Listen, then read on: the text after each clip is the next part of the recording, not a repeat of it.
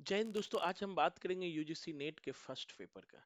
क्या आपके भी 20-25 से ज्यादा सही नहीं होता है? दिल पे हाथ रख के सोचना। अगर 20 से 25 से ज्यादा प्रथम पत्र में क्वेश्चन सही नहीं होता है तो जीवन में कभी जेआरएफ नहीं होगा, लिख लो। तो फिर 35 से 40 क्वेश्चन कैसे कर सकते हैं? बिल्कुल दोस्तों, किया जा सकता है। 35 से 40 प्रश्न सही किया जा सकता है, लेकिन उनके लिए रणनीति की जरूरत है। वो रणनीति क्या हो, उसी रणनीति पर केवी कैंपस बात करती है और स्टाम्प पेपर पर रिजल्ट की हर बार की तरह गारंटी देती है कि हमें सबसे बड़ी बात क्या है कि हम पढ़ते बहुत हैं, बहुत ज्यादा पढ़ते हैं, रात दिन एक कर देते हैं, लेकिन क्वेश्चन क्या पूछ रहा है यही नहीं समझते हैं। दिल पर हाथ रख के मैसेज करके बताना, क्या तुम फर्स्ट पेपर के प्रश्न समझते हो? कितने परसेंट समझते हो? जब प्रश्न ही नहीं समझते हैं दोस्तों, तो वो सब प्रश्न बनेगा कैसे? सवाल तो ये है। लेकिन हम सब की सबसे बड़ी कमी है कि हर कमियों पर पर्दा डाल देते हैं, हर कमियों को दूर करने का प्रयास नहीं करते हैं, कमियों पर पर्दा डाल देते हैं। और जब तक कमियों पर पर्दा डालते रहेंगे, असफल होते रहेंगे, कभी भी सफल नहीं होंगे। तो केबी कैंपस पहली बार इन पर्दा को उद्घाटित कर रहा है। यह दिखाने का प्रयास कर रहा है कि हमारी क्या कमियां हैं और उन कमियों पर केबी कैंपस प्रहार करती है कि कैसे उन कमियों को हम दूर कर सकते हैं। तो उन कमियों को हम प्रश्नों के एनालिसिस के थ्रू दूर कर सकते हैं। वह आखिर प्रश्न पूछ कहां से रहा है, हम उन सवालों को कैसे समझेंगे, सवालों की प्रकृति क्या है, सवालों का नेचर क्या है, इन सब को केबी कैंपस समझाती है। एक एक प्रश्न एलिबरेट करती है, जिसे आप यूट्यूब पर फेसबुक पर देख सकते हो। उसके बावजूद भी अपने पैर में कुल्हाड़ी कुछ बच्चे खुद मारते हैं, उसके बावजूद भी स्कोर नहीं कर पाते, क्योंकि वो अपने कमियों पर काम नहीं करते। जैसे कि मैं कुछ आज क्वेश्चन को लेकर आया हूं प्रथम पत्र के, इन क्वेश्चन को समझिएगा।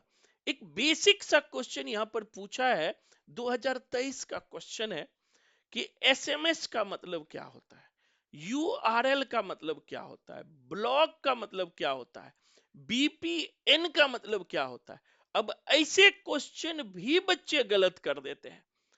अब देखो यहां सिंपल है, एसएमएस शॉर्ट मैसेज स्टोरेज दिया गया है। क्या दिया है? Short message storage. यहीं पर गलत है, शॉर्ट मैसेज सर्विस होता है। एसएमएस का मतलब शॉर्ट मैसेज स्टोरेज नहीं, स्टोरेज की जगह सर्विस होना चाहिए, ये गलत हो रहा। और पूछ ही रहा कौन सही गलत है, बस बन गया आंसर। और लोग या ऐसे क्वेश्चन भी गलत करते हैं, तो फिर रिजल्ट कहां होगा? क्यों ना स्कोर नीचे गिरेगा?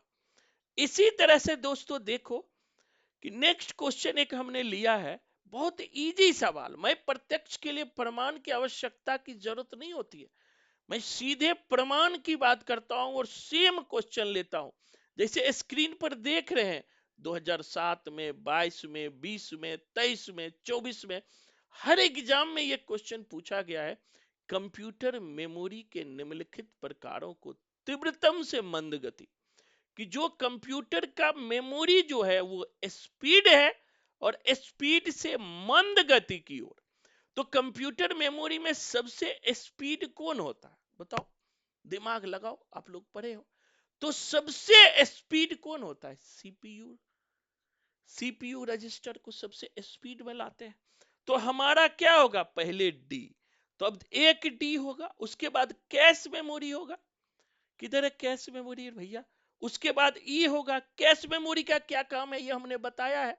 डी के बाद क्या हो जाएगा? ई। तो अब देखो आंसर हमारा बन गया। हम उसके बाद तो ये होगा ही, आंसर आ गया। तो कहने का मतलब ये है कि हमें समझना है आखिर हार्ड डिस्क क्या है, हमें समझना है रैम क्या है, RAM, RAM, random access memory क्या है, हमें समझना पड़ेगा सीडी रोम क्या है, compact disk read only memory, हमें समझना होगा सीपीयू क्या है, हमें समझना होगा कैश मेमोरी क्या है। नहीं समझेंगे तो जेआरएफ कभी नहीं होगा। बुद्ध ने भी कहा है, बुद्ध के चरण चिन्हों पे हम सब चलने वाले हैं समझने। उन्होंने भी कहा संसार, पहला ही कहा संसार दुख में है और दुख का कारण है, लेकिन दो लोग अपने दुख के कारण को नहीं समझते हैं और जानते हुए भी उस पर काम नहीं करते हैं, इसलिए बार बार असफल होते हैं। अब नेक्स्ट क्वेश्चन समझिएगा क्या कहता है। नेक्स्ट क्वेश्चन देखिए, कहता है बिंग एक सर्च इंजन है जिसका स्वामित्व और परिचालन डैश द्वारा होगा। विंग क्या है? एक सर्च इंजन है और इनका परिचालन कौन करता है भैया, यही पूछता है। बिंग किसका सर्च इंजन है? बेसिक सा क्वेश्चन पूछा है, इसमें कोई दम नहीं है। ये क्वेश्चन भी लोग गलत बना लेता है। तो बिंग माइक्रोसॉफ्ट का सर्च इंजन है।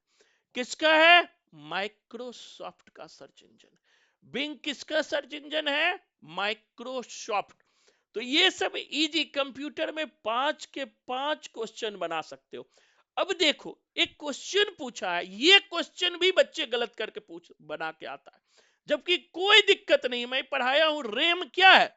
Random access memory. यह एक वोटाइल मेमोरी है। अब क्वेश्चन पूछ रहा है कि रैम को जब आप कंप्यूटर में लगाते हो संरक्षित रूप से स्थापित करने के लिए किसका पालन करना चाहिए? तो सबसे पहले जब कंप्यूटर में रैम लगाने जाओगे ना भैया, तो क्या करोगे? कंप्यूटर के पावर को, सप्लाई को अलग करोगे। पहला काम तो यही करोगे कि पावर के साथ ही रैम लगाओगे, करंट लग जाएगा। तो पहले पावर सप्लाई को अलग करेंगे। तो पहले क्या होगा? बी। तब देखेंगे बी किस किस में पहले जगह पर है। इसमें भी है, इसमें भी है बी। दूसरा काम करेंगे, कलाई पर प्रति एस्थेटिक बैंड बांधना। दूसरा क्या होगा? कलाई में एक बैंड बांध लेंगे जिससे कि हमें अर्थ ना लगे, करंट ना लगे। तो उसके बाद क्या हो जाएगा? सी। उसके बाद क्या हो जाएगा? सी। और अंतिम क्या होगा? रेम को स्थापित करना। अंतिम क्या हो जाएगा? रेम के स्थापित। दिल में हाथ रख के सोचना कि एग्जाम में ये क्वेश्चन सही करके आए थे। इतना आसान क्वेश्चन, अगर ये भी सही करके नहीं आएंगे ऐसे क्वेश्चन, तो क्या होगा? रिजल्ट होगा, बिल्कुल रुकेगा। तो ये चीज समझिए, कोई दम नहीं है, बस क्वेश्चन को एनालिटिक करने की जरूरत है।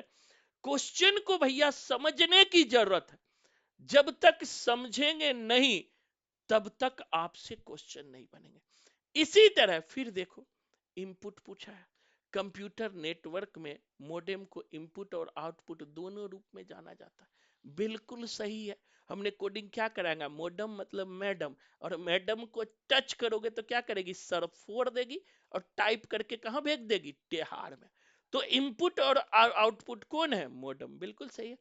मोडम डाटा भेजता है और उसी समय डाटा इनपुट करता है। बिल्कुल सही है। मोडम क्या करता है? बीच में लेने देने का काम करता है, इधर से लेता है उधर को देता है। तो ये क्या है? इनपुट आउटपुट दोनों है। तो दोनों सही है। तो ये हमने कैसे समझा मोडम को? हमने पढ़ा, बारीकी से चीजों को समझा। तो दोस्तों, बार बार असफल मत हो। असफलता का दर्द बहुत कठिन दर्द होता है।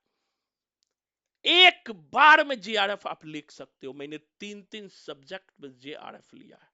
हिस्ट्री में भी लिया है, हिंदी में भी लिया है, बुद्धिज्म में भी लिया है। तो फिर मैं तो कहता हूं आप एक ही सब्जेक्ट में लो। और क्यों नहीं ले पा रहे हैं, ये मैं भी जानता हूं, मेरे अंदर भी कमियां हैं। हम कमियों पे कभी काम नहीं करते। हमारी क्या कमियां हैं और क्या पॉजिटिविटी है, हर बार वही गलती करके आते हैं और फेल करते हैं। तो आप सबसे भी कहूंगा, समय नहीं गुजरा है, अभी समय है। आपको जहां पढ़ना है पढ़ो, जिसके पास पढ़ना है पढ़ो, खुद पढ़ो, लेकिन कमियों पे काम करो। जो चीज समझ नहीं आता है उसको एलिब्रेट करो। उन चीजों को, उन पॉइंट्स को, उन बिंदु को समझो। फिर भारत का कोई भी एग्जाम आपसे नहीं रुकेगा।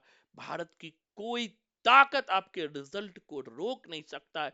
इसीलिए मैं स्टाम्प पेपर पर रिजल्ट की लिखित गारंटी देता हूं, लेकिन मेरे अनुसार चलना पड़ेगा। और बिल्कुल अगर संपूर्ण प्रथम पत्र को एनालिसिस करना चाहते हैं, समझना चाहते हैं, तो हमारा केवी कैंपस नया बैच शुरू कर दिया है। बिल्कुल भी 8 से 10 हजार सवाल आपको करवाएंगे और एनालिटिक करेंगे, जिससे आपके अंडरस्टैंडिंग ऑटोमेटिक बढ़ जाएगा। तो आज के लिए इतना ही, लेकिन अंतिम में ये बात कहूंगा, आप चीजों को समझने का प्रयास कीजिए, प्रश्न कहता क्या है इसे जानने का प्रयास कीजिए, तभी आप 100% श्योरिटी के साथ आगे बढ़ सकते हैं। धन्यवाद।